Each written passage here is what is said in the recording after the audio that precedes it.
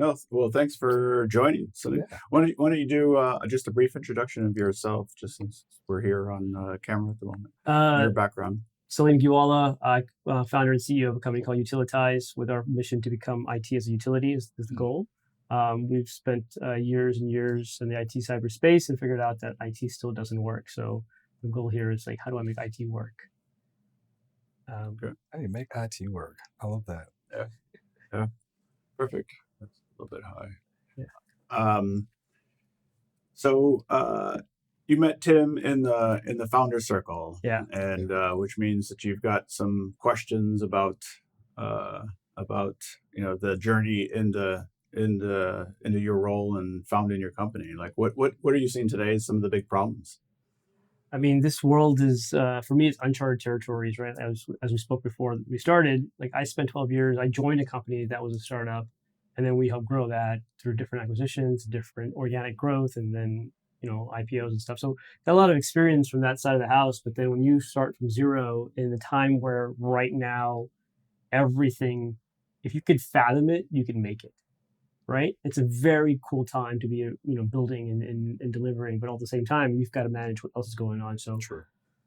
for me, it's learning. Like, hey, the challenges that we see is how do I get to the product, to the market, to the right customer at the right moment, at the right time, as well as fundraising at the same time takes a lot of my time. Like I spend half my time just fundraising now because we went past, like, we did a friends and family round, and we did a pre-seed round, and we did that. We got this stuff going, and we built the product, we built the market, and we call the software self-healing IT, right? The Okay. idea is that it detects the issue, troubleshoots, and resolves it without the human intervention in it.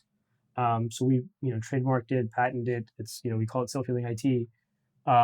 But now it's like, hey, okay, we've got the product, and then we've got to get it to market fast. Okay. Right? That's the time to market is important for us, and that's what we're working on. How do I get it as fast as I can, and as many hands as I can? Yeah. Self-healing IT, getting it to market. How do you know what your marketplace is?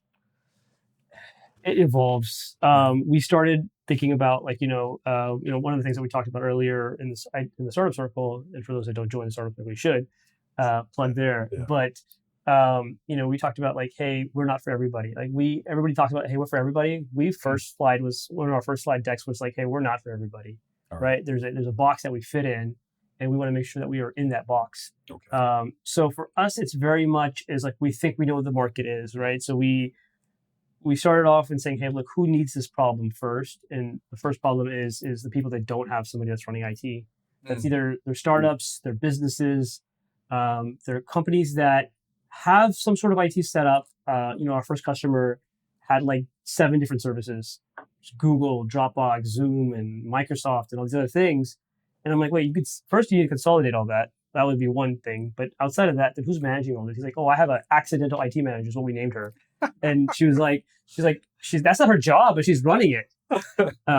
And so we figured out that accidental IT manager client is ICP actually works, right? Okay. So it's funny, but the way it sounded, but Yeah. you say it actually works? It works. So there's a bunch of companies that have this, owner, IT admin or administrator at the office or office manager Yes. that's managing emails, that's managing troubleshooting or calling somebody to fix something, Okay. right? So they're not mature enough to be with a managed services provider or call or the cost of a managed services provider. Okay.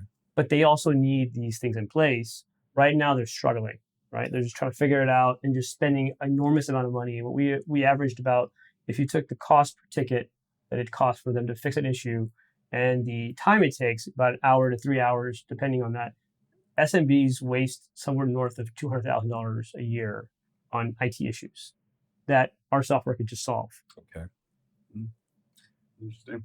So one thing I heard you say, which I think is interesting. So as a founder, right, the whole purpose of your business is to build a business that can be self-healing, which means that you don't necessarily need people, or you want to minimize the amount of time that you have actually people involved, which is great.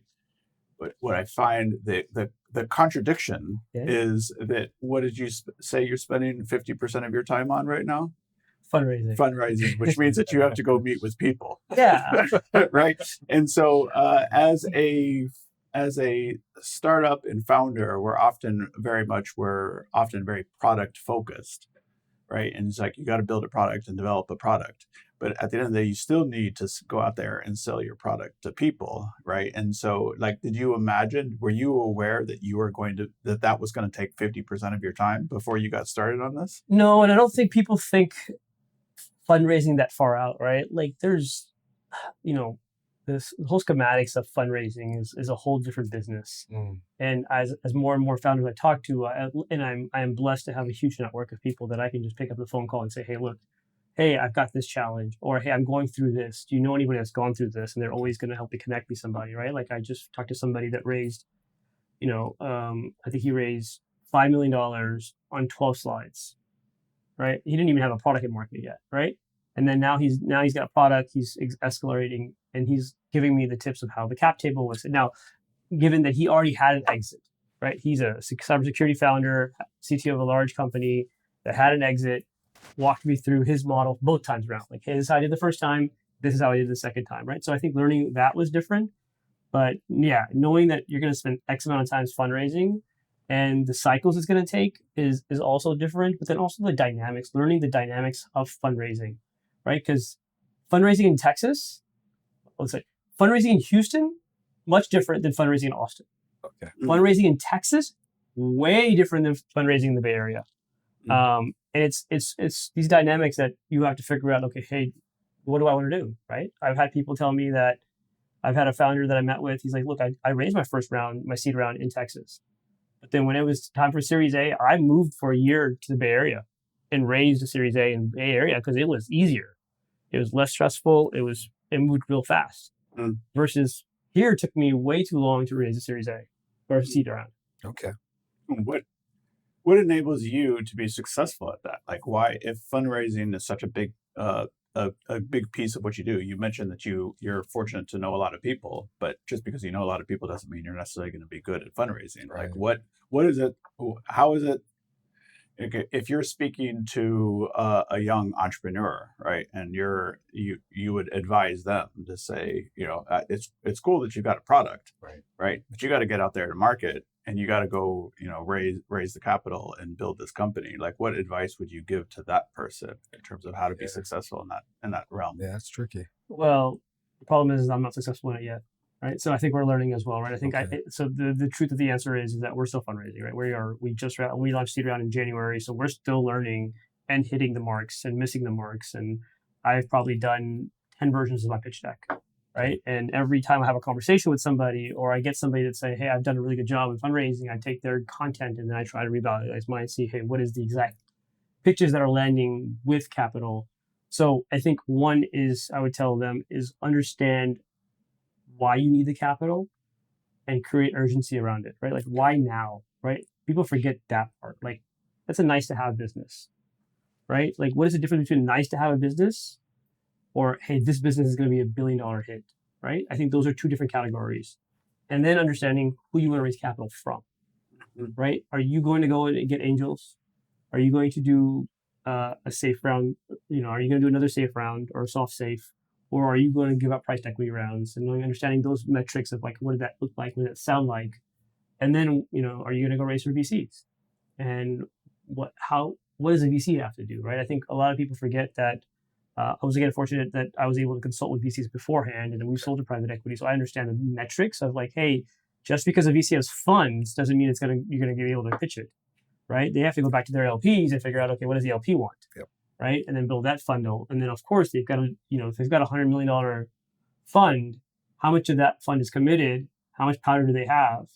And then how much of that are they saving for a Series A, right? Because they also have to commit to that, right? So these are metrics that I didn't know about. I'm like, oh, they have a $100 million fund. I can go pitch the $100 million fund. And they came back to me and said, hey, that's right. We have a $100 million fund, but 70% is committed. 15% of that is, and I'm just making these numbers up, but 15% is committed to the next round. Yep. So you're fighting for this $10 million with 10,000 other startups that are pitching me every day. Right. So why you? And I think build relationships. I think that's the hardest part, right? Like 90% of my VC conversations that I've had or angel conversations I've had have had nothing to do with what I'm doing. It's just get to know you. It's like dating. It's really much like dating. Like you're not going to tell them, hey, I need $3 million on the first date. Right. You're going to talk about, hey, here's who I am, here's what I do, here's why you're betting on me, because they are betting on you. They're not betting on the product. They have half my investors today have no idea what we do. Yeah. That's a very good point. Yeah. So a couple of things you talked about. If people don't know what you do, but yet you're still finding yourselves, you still are true enough to your overall mission to have introduced, here's what we do, here's what we're working toward. So in that whole scheme of here's what we do, here's what we're working forward to, and trying to find your niche, that software as a service or that telecom as a service that you potentially provide, is that your sweet spot as to what you talk about? And then you said you've had numerous pitch decks. What aspects of those various pitch decks have you maintained across time? And are you still true to?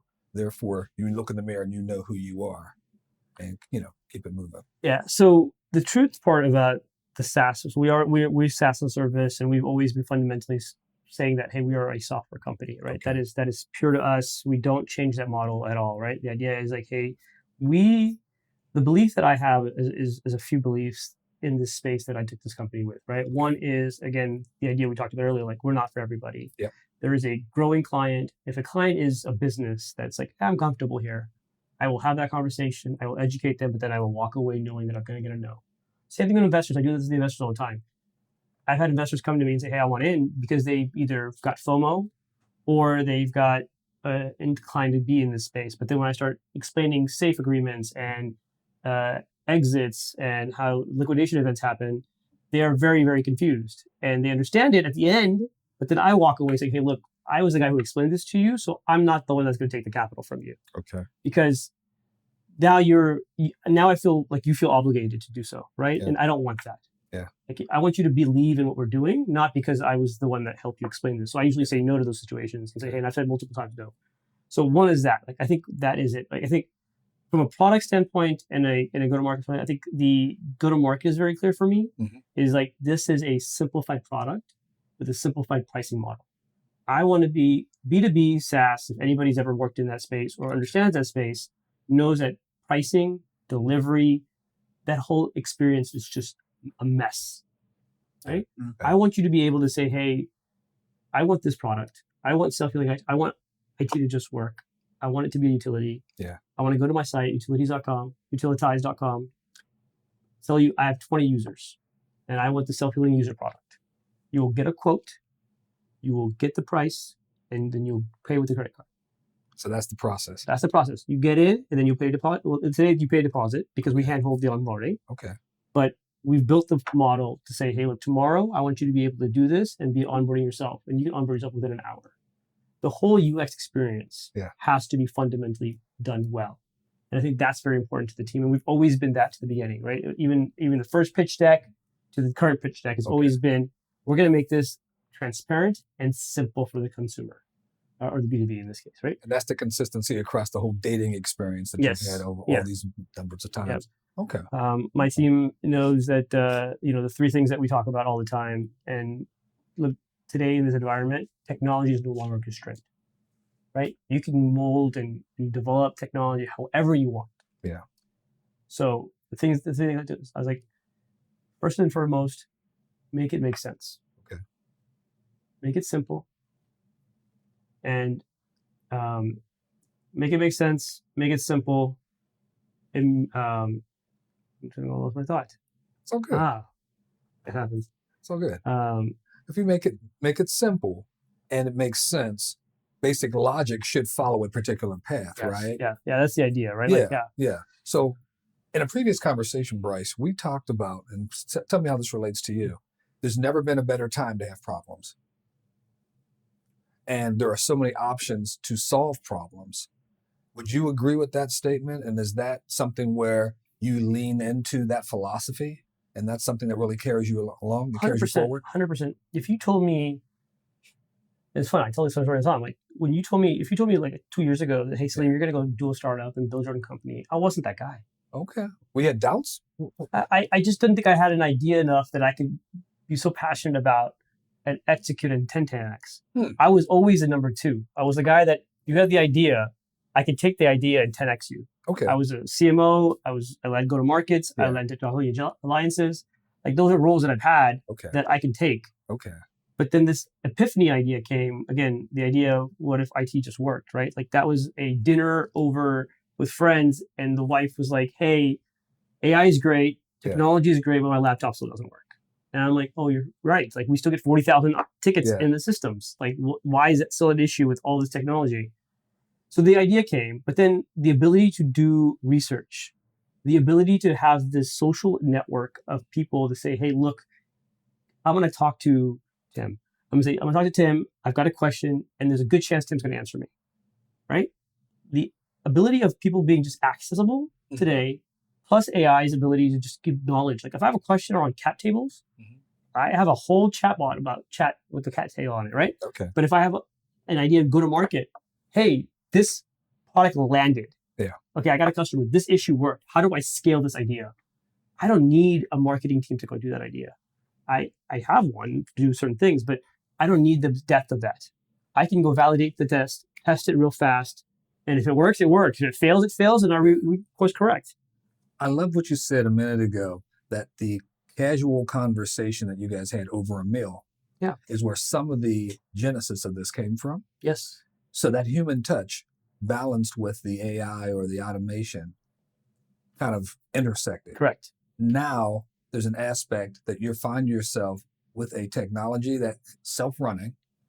You're having to do human factors in terms of CRO, the chief revenue officer work, and then everything else. In that balance or even that imbalance, have you reached out to other humans or other technologies to help fill in those weak gaps? And what have the double back to having another dinner conversation to say, hey, here's how it's going. Remember that thing we talked about some time back? Here's how it's going. What are those conversations looking like? I think if the concept is our technology replacing people, or the idea of technology itself with AI replacing the human element of it, look, I think there's context to that. Okay. And the context of that is that our job, the pitch that we have and the way that we go to a customer and say, hey, look, we're going to do this for you, isn't that we're going to go do this for you, right? The conversation really is like, how is your environment set up today? What is Joe that running your ID doing, right? Is he fixing the lights? Like, is he keeping the lights on? That's the product that we built, right? Our job is, hey, Joe should be, there's all this Claude code work that's happening outside that you could go develop things and spin things off and grow your business, right? Your job isn't to manage the tech. Your job is to go grow your business and drive revenue. Let us do that for you, right? Okay. Let the software do that for you. All right. And let them enable the people there, right? It does multiple things in that factor, right? One is that now it enables the humans to go and develop and do more things for the business, right? So now these guys are free resources, right? We're not replacing them to the extent, right? In certain cases, we are. In those situations, what it's supposed to be doing is enabling more businesses to be created, right? Now you can do more with less. That's what the idea of AI is, right? It's like, I can do more with less, right? And that's what we want to be able to do, right? Imagine a guy that is a small business and he is struggling to run operations. He's trying to figure out how to do labor, how he's trying to do food processing, if he's a restaurant, whatever he's doing, all of that, his Wi-Fi goes down, right? And now he's resurrecting that whole Wi-Fi program problem.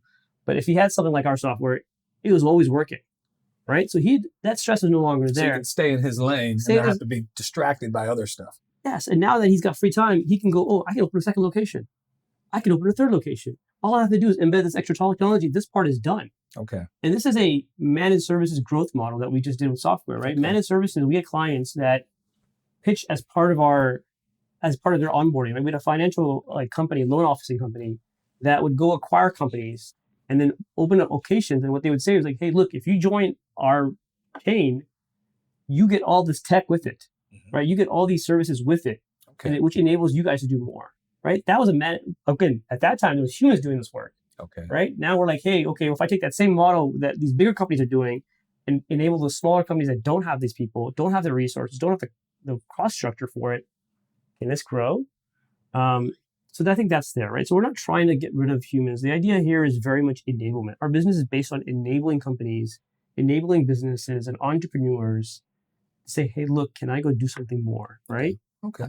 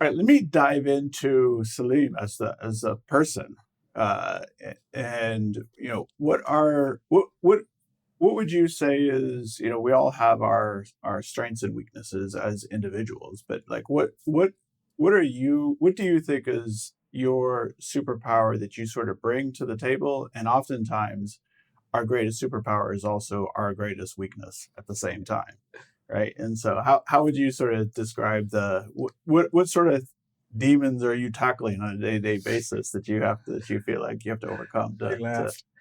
So I'll tell you a story, right? So let me. I'm gonna do a little history story, if that's okay. So I have a mentor, Mr. Tariq. He's a great former CMO of Airbnb and like GoFundMe and stuff. So he tells this thing about like who you are as a person today is defined by what happens during the ages of 0 to 20.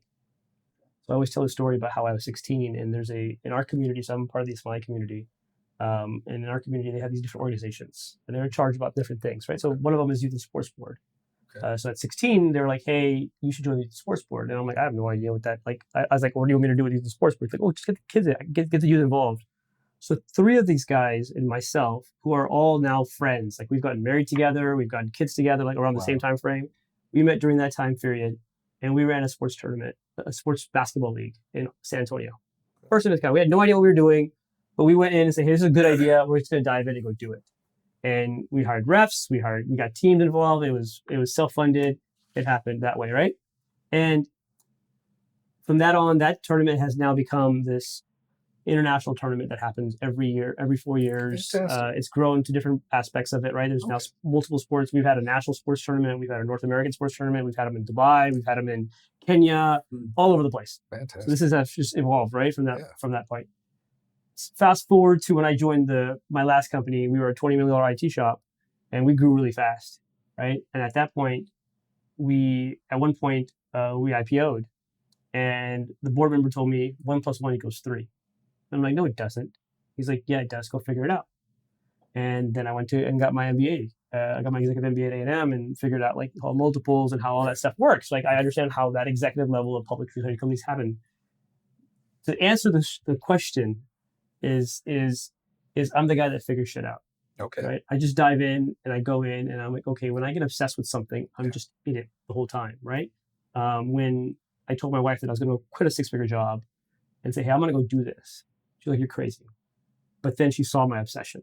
Okay. She's like, "Okay, this guy's like all night trying to figure out how to agentic AI code stuff and build models." And I built the first model myself, right? So like, she's like, "Okay, like if you don't do this, you're going to regret it. So go do it." There's all the things that other things happen at the same time, right? That happened. I pitched this idea to somebody, and he wrote me a check all on the spot, basically, one of my first investors. And he's like, "Hey, you've done this for somebody else. Go do this." Like, those things happen, right? So superpower wise, I would tell you that one is just being able to clearly go deliver, just go, and figure things out. I would say also is the ability that over time I've learned how to understand the persons in the room. Okay. Like I have a really good judgment of like I can understand customer perspective. I can understand board members' perspective. I can understand like I could call even with our company, like part of the reason I left and part of the things that happened was I could see all the pieces being played. And I was like, I know exactly how things are going to fall. So I'm going to jump before things fall the way they should. And I 100% called every role of it that happened, right? So understanding perspective is very important. And that's probably the other superpower, I would say. Okay. Okay. Oh, and what's the inverse to that then? The inverse is obsession gets to your head. So I know, like, even when I talk to like my team and I talk to investors and I talk to people and I say, "Hey, look, there's going to be a point." Like, the always question is like, what does the liquidity event look like? Like, what does the exit of your company look like? And I'm like, look here. And again, for us, it's platform, right? We built a platform that currently works with Microsoft. We're in talks with Google to do the Google integrations and Cisco to do their integrations. Our goal is like, hey, we're going to become this platform that every vendor can now give us an input and output on access, and then our engine can do all the work. So we have a huge play. It's $1 billion play. But there's going to be a point where I have a specific go-to-market style. I have a specific brand ethos that I build onto this company. At one point, it's going to get in the way, right? because again, I'm obsessed over this, right? So I know at one point I'm going to have to walk away and say, hey, somebody else take this over, right? Hire a CEO or hire somebody else at some point down the line. So I think that's part of it. Like I'm so obsessed with in my box that I can't see outside of the box, and that's a challenge I do continuously have. Mm-hmm. Yeah, definitely see that. That I know that's I ran track and field. I agree with you on the sentiment about the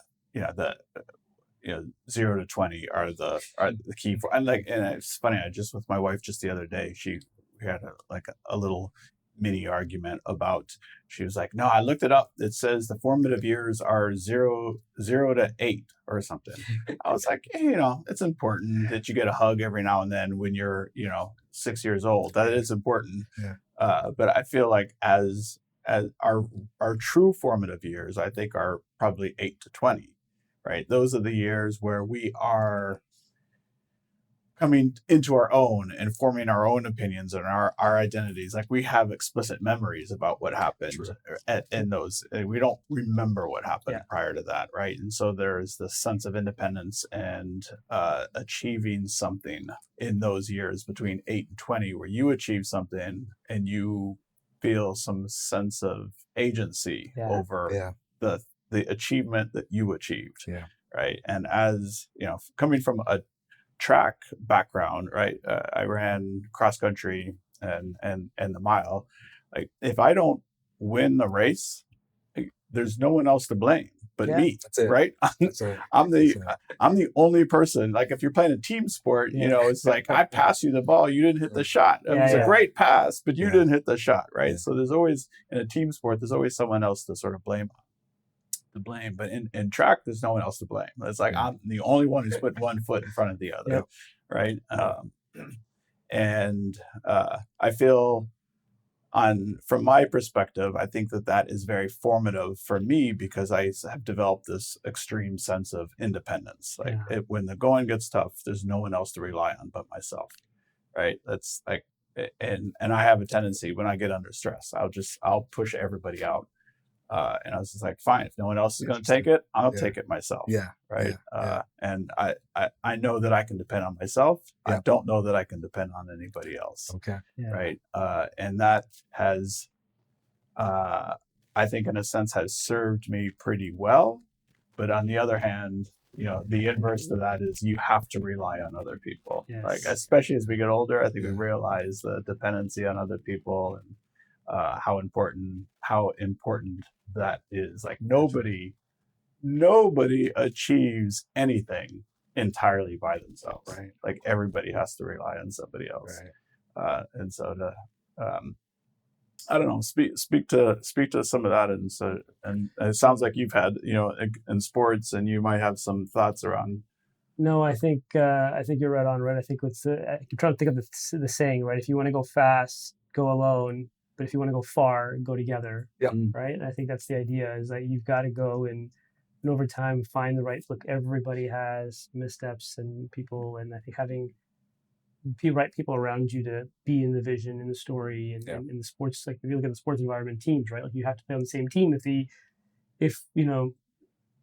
vibe's not good, or the culture's not good in the team, then there's a lot of other issues, right? Like, I think you've got to figure out, like, are you a team sport player or are you not? And there's a lot of businesses, and I talk about, like, in different groups, right? We do a lot of different organizations and different programs, and I'm part of a lot of nonprofits, and we do a lot of activities and events, and they're all volunteer based. But you have to get them, like, the beauty of nonprofits it's a passion projects, and the beauty of that happens is the liability is either a hit or a miss. Like, you have sometimes in organizations, you have a couple leaders that are amazing and they're passionate and they'll go do the work. But then there's a lot of ones that, hey, when a leader takes on, and he's kind of like, hey, it's me, if I can't figure it out, that organization itself is going to have struggles, and the growth of that model is there. So I think of it a lot like that as well. I think you'll learn a lot when you start figuring out. I think it's also important to have self-awareness. Like, what are you good at and what are you not good at? Like, right, one of the couple things that I've gone through with my MBA school and the mentorship groups that I go to and the programs that I'm a part of and the learning that I do is I find a lot of gaps. Like, I know what I'm like. your point, like you told me like what was my superpower. Like I know what my superpower is. Like I know what I'm good at, but I also know that I'm not a good at this, and this, and Okay. this, right? Like, hey, I can, sometimes I'll send some ideas to my team, and they're like, Salim, just stay in your lane. Like they'll tell me, like, just Salim, this is not, you're way off. Yeah. So just give us the idea. We'll tell you, validate it, and we'll come back. Like, don't spend hours trying to code this stuff yourself, right? So it's always fun and humbling sometimes to get somebody this, and they have to be enabled to do that, right? And the most humbling people are your kids. Like they So will, true. they will humble you so fast. Yeah, man. Yeah, so true. So Give true. me what's an example where you had one of your kids Humble you. humble you. It's a good question to ask. I just don't think of I can't think of like one like off the top of my head. But to them, it's always like the sense of urgency is never there, right? Like for kids, it's always like you think it's like, hey, we got to go, and you realize a lot of the times it's like, hey, okay, you're gonna run late. It's just whatever it is. But they have this passion for certain things that you're like, I don't know. It's enticing to see the passion the kids have that are just like you don't think about, right? Like and I'll give you the simple example of that is one day my wife is a teacher. Okay. And both my kids go to the same school with her, right? So she takes them to school every single day. Earlier this week or last week, my wife had a meeting in the morning, so she's like, "Can you drop the kids?" I'm like, "Sure, I'll drop them." And my little one did not have it, and she just threw a fit. She just ran out the door like it was like some like going away forever type of scenario. Like it was crazy. And she's 7, but the part that was amazing afterwards is, unbeknownst to me, I did not know what happened after. Like I brought her in, I got her settled down, and I started, getting the breakfast and stuff ready. She goes to the iPad and text messages my mother-in-law and says, "Your daughter is being mean to me." Not my mom, your daughter. And I'm like, this, and like these are like essences of people like you just like understand like, oh, they listen to everything and they understand everything, and it's just like, man. okay, I get it. Like we have to be like you wouldn't think of that. Right. Nobody thinks of that. Like, oh, I'm going to complain to your mom. Yeah. Like, yeah, she tore that wall down, man. Wow. So it's amazing stuff like that. They're like, huh. I'm like, okay, well, all you're working on is just first world problems, guys. The girl's having a fit because she couldn't go to school with her mom. Yes. Yes. Oh, man, that's good. That's really good stuff. I love the fact that you're sharing with us both the work part of your life, the balancing between the vision, the roles, the lanes that you play in, as well as even the humbling and the embracing, the engagement with your family and all of that. So now we sit here together and we talk about what kind of issues, problems, opportunities we encounter every day. You've shared with us issues within the business space, realizations within the family and the various roles. If there was to be something you needed to share with other people, what message would it be? If you one solid message you want to talk about? Find the best version of yourself, right? Everything I do, everything, the family, the nonprofits, the work, the networking that I do, the meetings of people and being able to connect people and having these conversations is, I think, the best version of myself, Very right? cool. Very cool. I'm always learning. I'm always exhausting myself to understand what's going to happen, what the perspectives are. And people sometimes think that, oh, I'm only going to go get like, look, if Utilitize hits big and it becomes rich, it's great. It'll be awesome. But that's not the chase, right? The process, the experience, the understanding of what you can build. What contribution do you have to the world, right?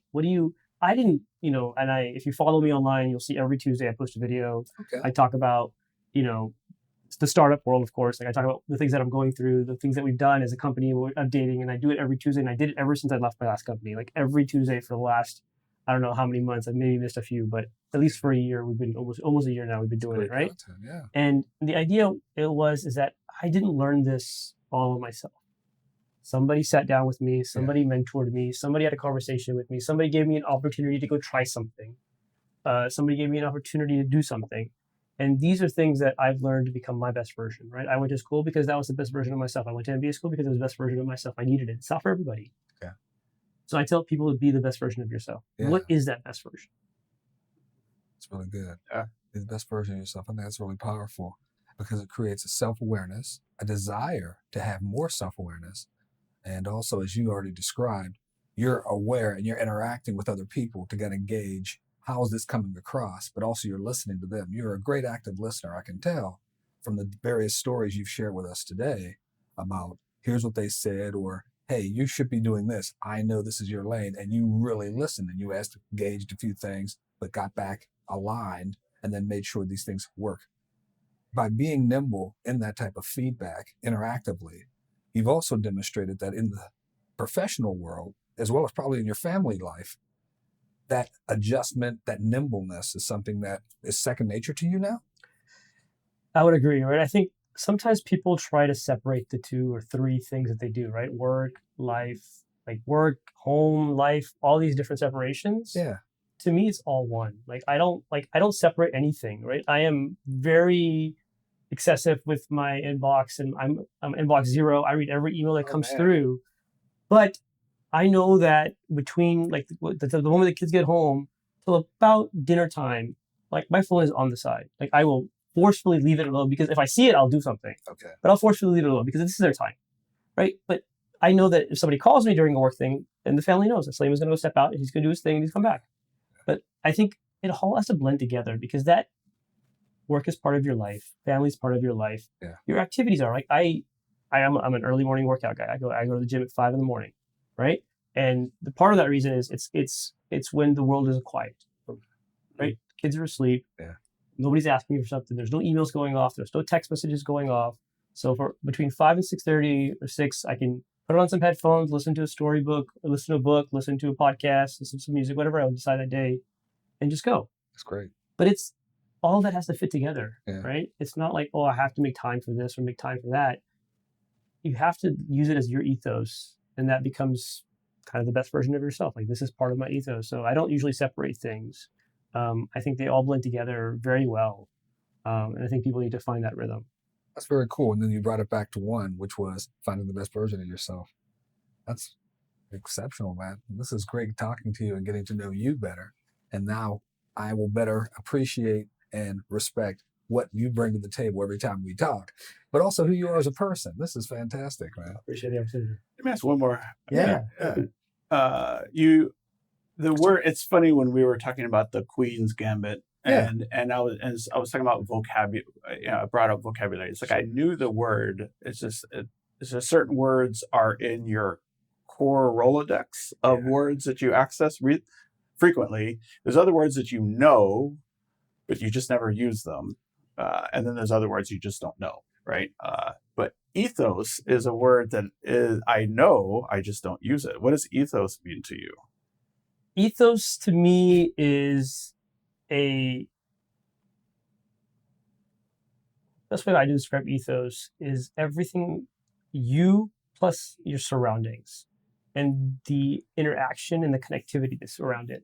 So think of it like a nebulous nucleus of things, of like an ion of a neuro engine, right? Like a neuro engine. Like you look at like an LLM and neuro engine, like they're all interconnected, right? One way or another, right? That's what ethos to me means. Like I have a whole like scenario of life and how life works, and that's kind of what my ethos has become. Is like I think these people are connected. These are people are your decision to ask me to do this conversation will lead to something else that I would have not done if I had decided to say no, right? But it wasn't a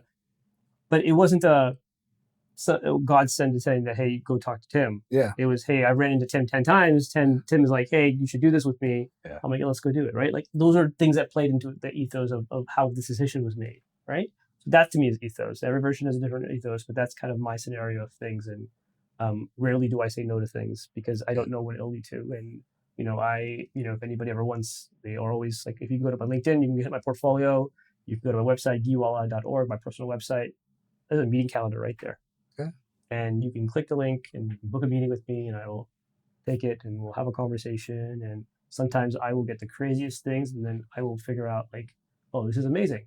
And I'll give you one small example of that is I, one day on LinkedIn, I posted, hey, if you ever wanted to have a conversation about anything, here's my calendar, book a meeting.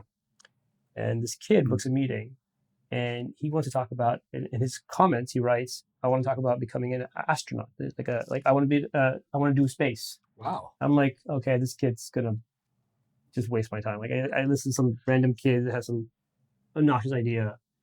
I get on the phone with this kid. He has a degree in astrophysics. He has been accepted to major universities in London and Dubai. And this guy's like on the road to becoming like, some space guy eventually, right? Like, but I would have never known. I would have never made that connection.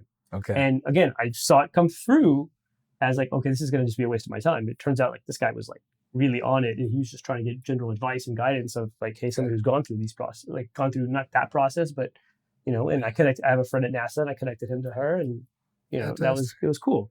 But it was just you don't know what you know if you don't put it out in the ethos and just let it do its thing. Yeah. What was the outcome of that conversation? Like, how do you feel you contributed to his life? Like, that sounds like an interesting conversation. Indeed. Like, One, I was made a connection for him, right? So somebody I knew at NASA, but also I think sometimes people just need somebody to bounce ideas off of. And I've done it a lot of times, right? Like I'll call somebody, and I've got people that I can call and just, hey, can I just have 30 minutes of your time, or grab a bite or something? And sometimes you just need somebody that you either or you feel has an understanding or logical view of the world. It doesn't have to be relevant to your world. It doesn't have to be relevant to what you do. But somebody that you have, that has ethics and that you trust and you believe in and has a sense of like goodwill that you can go to and just have a conversation. Yeah. That's good stuff. That's good stuff. Yeah. Good stuff. That's super cool. I mean, and what you led off that conversation with is you said, I never say no to things. Like, is that sort of like a personal mantra of yours, or like, what's your take on that statement? I think that's a very strong statement. It's rare that I'm saying I'll try something once, I'll have a conversation with somebody always. Like like I said, somebody wants a meeting, the first thing I do is tell them to go to my meeting on my website and say, hey, just book a meeting. I will always take a meeting. Well, as long as I have time scheduled, again, my calendar is publicly available. I do it all the time. So I don't rarely say no, because I just don't know what's going to come from it. Mm-hmm. Sometimes it's great. Sometimes it's not. Sometimes it's, but then sometimes like 3 years later, it comes back around and says, oh, I remember having a conversation with you. And, like, hey, do you want to do this together? Or, hey, that I can do. Or sometimes I contribute and they contribute to me, and I'll never see them again. Right? I'll get an idea from somebody, and I won't see them for years. Yeah. Similarly, like I was at a conference, and there's a gentleman that I've probably followed and had one or two messages on social for a long time. And he was at a conference, like, hey, can I just have coffee? Like 15 minutes? Like, absolutely. And we sat down, and he shared some very great knowledge and great information on life and how he's done things and his synopsis of life. And like we exchanged a couple notes, and that was it. And I probably haven't talked to him in a couple of years, but I know if I ping him, he'll answer, and he knows if he pings me, I'll answer. And he's the CEO of a large company. Like, he goes and does his thing, and you just don't have to always be in touch. Yeah, that's super cool. I have one of my mantras is initially it was I read a book years ago. It has all sorts of silly little sayings in it, but one of them that resonated with me is do something every day that makes you uncomfortable. Do something every day that scares you. Yeah. Whenever I mention that to a lot of people, everybody's just like, well, that's dumb. Like, you can't do something every day that scares you. I was like, okay, that's probably fair enough. So I sort of molded it and say, just be uncomfortable. Yeah. Right. Yeah. Like nobody's ever written a book or made a movie about somebody being comfortable. Yeah. Right. Like there's always like the story, Right. the whole story It's is somebody's journey about Yeah. conflict and going through something really, really uncomfortable. But I don't know, like the thing before that about being uncomfortable or doing something that scares you is you would have had to have said yes to it. Yeah. Like it's almost like the thing before my statement of don't say no, right? Like it's I feel was that just sort of something that you just mentioned within the context of this conversation today, or is that something that you've repeated throughout your life? No, I've always, yeah, that's something I've always done. Like, hey, look, I believe that life is to be lived. So I think you got to live it to the fullest as you can, and within constraints, right? Like you have to have respect, you have to have ethics, you have to have constraints, and I think those are important. And as long as it's within those guidelines, you should live it. That's why you're here, right? You only get it once, so I think it's worth living. But it's not for everybody. And I know people that are very uncomfortable with that, and I think part of it is yes, be comfortable with being uncomfortable. I agree with that statement. But sometimes people, like I've worked for a few people. I've had people on my teams that are like, hey, I've even one point had somebody that I wanted to promote, and she declined. And she was like, no, I kind of like where I'm at today. Like, I like the roles and responsibilities I do. I know what that new role requires. I like the balance of my life. Okay. So I'm comfortable like this. And I've had multiple people that I've said, hey, look, you're really good at what you do. Let's do more. Or why don't you do more? She's like, no, I'm good. Like, I like the S part, right? And some people like to stay in their box, and they're comfortable with that. And that's their personality, and every version of them is that version of them. Yeah. Right. So I think it's okay to be uncomfortable. If you're not an overachiever, if you're not the guy that wants to go build a company, and you're not that guy that wants to grow something, and you're comfortable kind of doing your thing, there's nothing wrong with that. Right. Like if you tell my wife to go do it, she'll tell you that, no, I'm good. Like, like, do you want to go start something? Do you want to go run this? Do you want to do that? Like, she's a teacher. People come to her with great ideas all the time, and she's like, no, I'm good. Like, I enjoy doing this, and I like teaching, and I like being able to contribute to the children. I like doing that. And she's like, so that's comfortable with her, right? Mm-hmm. So I think everybody has to kind of find their own version. Yeah. Great. Excellent. Agree. That's good. Yeah, man. This has been great. Yeah. I appreciate it. Oh yeah, for sure. Yeah. Is that it? I think Any so. more questions? I think so. You How are we have on any time? Okay. I don't know. I wasn't even watching time. Okay. You have any questions for Yeah, us? questions, feedback. When did you start this? When did we start it? What made you start it? Bryce? I think we're sort of at an interesting time, right? It's where, we've been having this conversation. Well, what really started it is before, when we were talking about the Queen's Gambit, there was another gentleman named, also his name is Tim, and we'd sit around and we like to pontificate about random topics in the world. As you can sort of see the nature of my questions, I love going into the big questions. And somebody said, y'all really should be recording these conversations. And so and we kept, that was in the back of my mind, and at some point, you came by, and we were sort of talking about that. And what was really funny was the other Tim said, this idea of this Queen's Gambit and he was talking about that, and Tim Butts just walked up at that moment in time, and I was like, do you know the word gambit? And he's like, yeah, I know the word gambit. And he was like, well, when last have you used that word? And he was like, yesterday. I was like, you used the word gambit yesterday. In what context? I gotta know this. In what context did you use the word gambit? I listed 3 different things in the last week, but the prior day I listed gambit in terms of confusion and trying to sort my way through it. But I also am a comic book reader. So one of the characters in the X-Men's name is Gambit. And then likewise, I play chess and in that respect. But then as we began to talk, it just led into more pontification. Right. Oh, that's interesting. Yeah.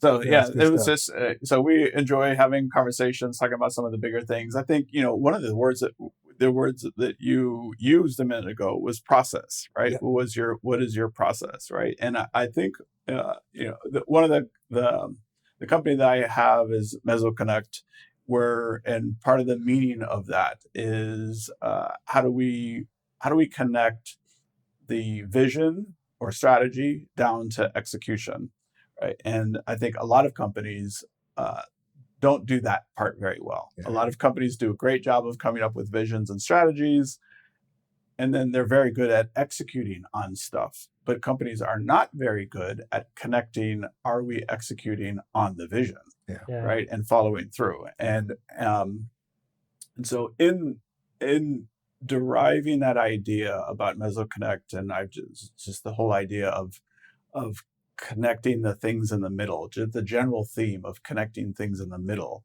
just raised to my consciousness, right? And one of the themes that constantly comes up, I brought up earlier that I'm a runner, right? And Yeah. so I like to use the analogy of a marathon, that there's a gun at the beginning of the race, and there's all this hoopla at the beginning of the race, and then there's a finish line, and there's all this hoopla about the finish line. Yeah. The thing about the gun at the beginning, no one's doing any work at the beginning, and once you've crossed the finish line, there's no more work to be done. Yeah. All of the work that happens is in between, Yes. and very few people see all of that work that Yes. happens in between. Yes. It's basically just you out there pounding the pavement, huffing and doing the hard work, right? And so you use the word as my daily process, right? Yeah. And I think a lot of us, when we're in the course of our day to day, I think that's the hard part about our lives, is how do we there's this invisibility of all of this stuff that just keeps happening on a day in, day out basis, right? And you don't get any credit for it. Nobody, I was just telling my son this morning, like he's failing to turn in grades, and now he's going to have to go do this extra course to recapture it. Okay. And I was like, son, it's like a cross country race. You're in a 3-mile race, and you just quit at mile 2, and now coach is telling you, now you got to go back out tomorrow and run another 3-mile race. Now you took a 3-mile race and turned it into a 5-mile race, because now you got to do extra work that you didn't have to do if, when it got hard at mile 2, if you'd have just put your head down and kept working. Right. And you would have gotten to the finish line faster. It's also created a situation where he now has to decide, do I even want to stay in the race? Route one. Yeah. Because he could choose, I'm not going to go restart. He could say, I'm not going to listen to that. But what are the impacts of it and all that? So, boy, now he's quite a situation where he has to take on and decide what he wants to do next. Yeah. Well, that's I read a book years ago called Know When to Quit. Okay. Right. Okay. And they were, it was an interesting concept, because she said she was going back and forth with the editors of the book, and they were saying she didn't like the name of the book, and the editors were like, no, that's a really good name of a book. And her take, so what you just sort of reminded me, is her take is that it's not about quitting. It's just that we only have so much energy. And so instead of saying I'm going to pour my energy here, I'm going to make a choice now, and now I'm going to put my energy over here. I'm no longer it's no longer worth my time and effort to put my energy here. So it's not quitting. It's a rediversion of your energy elsewhere. Energy's a big source, right? Like, I think energy, most people forget that people only have X amount of energy, right? And energy is not physical. It's not emotional. It's very just everything, right? And you can, sometimes I'll get, my energy's done. I'll just I just want to sit on the couch and just nothing. I can be staring at a blank screen for all I care. I just have no energy to do anything, because I've just used all of my mental stress or physical stress, whatever it might be that day. I think it's a big thing. But because you're a book guy, another one, because you talked about like vision and the ability to deliver on that, or the operation in day line. There's a book called Click Here by Alex. He's the CMO of Meta. Okay. So he talks about like North Star, right? Like, what is, like, everything he talks about. He basically built like a book about digital marketing. But the idea here very much is that it's all aligned to the company's North Star. Like, what is the North Star? And Meta's was, of course, to connect people online. That's the North Star. So he talks about like how every campaign, every operational team member, how everybody is connected to that North Star, and how they're connected. So it's a very good, like, kind of, here's the vision, here's the operations, and how they're connected. Very good book to read. I think that's that idea, right? That I think that leaders, I think as individuals, we have this idea. So I have my personal value system, right? And I should find a company to work for where my personal values match the company's values. And I think to a certain extent that's that your values can't be in contradiction to the company's values, but I don't think our individual values have to align perfectly with the company values as long as I know what the company values are, right? If I know what the company is hoping to achieve, then I can say, all right, well, I need a job, and I can get behind that. Right. I understand where the company's going, and I can get behind the company if they're able to clearly articulate what their vision is. But so many companies don't do a good job of articulating what their vision is. And I think the challenge of that is this idea of North Star, right? I think people sometimes vision and North Star aren't the same, right? Like, here's what I want to do, right? Like, I want, like our North Star is how many companies can go like uninterrupted with IT issues. Like, that's our North Star. Like, how many companies can we ensure are uninterrupted, right? And then we have all our KPIs are based on that number. That is the one number that we care about. I don't care if it's a campaign. I don't care if it's selling. I don't care if it's a product development. That's the North Star, right? And the ability to do that, right? I think that's important in saying, hey, look, is there a North Star and is there a KPI associated with that North Star? Like, how are you judged? And a lot of companies mess up where that judgment and the compensation or the benefits of that aren't aligned, right? And we went through that in my old company, right? There was a lot of M&As that happened, and because of the way the businesses are organized and the P&Ls and all that stuff, everybody had a different incentive. Therefore, things started to fall apart because one cared about revenue, one cared about EBITDA, one cared about attachment rates. Like, there was too many different. One cared about share price, right? Like, those are all different compensation packages, right? So it's a very like, here they're not aligned. There's no North Star. So true. Then you kind of get messed up a little bit. So true. And I think you can have different KPIs as long as you have the leader with that North Star that's there to keep everybody aligned. Yes. As long as their different KPIs are all generally pointing in the right direction to achieve that direction. It's the problem is one's going east and one's going west. Then they're pulling apart. I would argue with that, right? I think you could have multiple KPIs that lead into one single KPI, right? I think it's very important for a company to have a single KPI that is the North Star. And say, hey, this is what everybody is going to go after. This is our mission.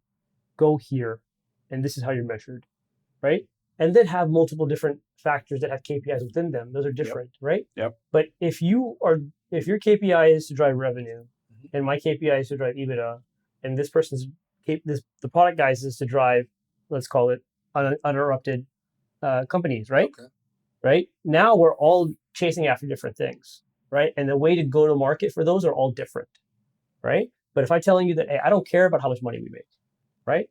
As long as the KPI is that they're uninterrupted organizations, then we will work it backwards to figure out, okay, we achieve this makes revenue. Yep. This enables product. This enables services, right? Yep. This one KPI enables all the other KPIs. But if that KPI isn't aligned to the North Star, then I think it'll distract you real fast. Yep. And then scalability is a problem, right? Then you become unscalable. Yeah. Yep. You get your own way. Very good point. Perfect. That's It's been a great conversation. Great Thank you very much, man. Yeah. Appreciate it. Thanks for coming on and letting us pick your brain, and thanks for joining me up in the clouds and enjoying those kinds of conversations. So it's really interesting to learn about your company and kind of your approach. So yeah, thank you. Yeah, man, this has been great. All Thank right, you so guys. much. All right. Appreciate it. Yeah, thank you. Cool. Cool.